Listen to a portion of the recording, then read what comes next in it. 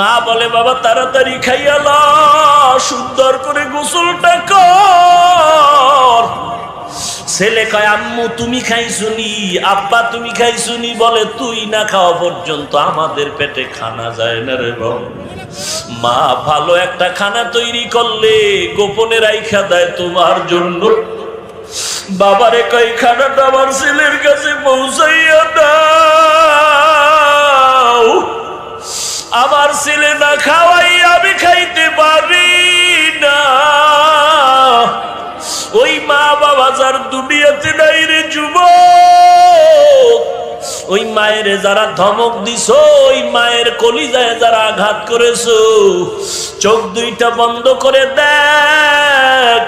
তুই মোনাজাত দিয়া বাড়ি যাবি, বাড়ি গিয়া তুই ঘরের দরজা ধাক্কা দিবি, দরজা খোলার আর কেউ নাই। আর যার মা আছে সে জানালা দিয়া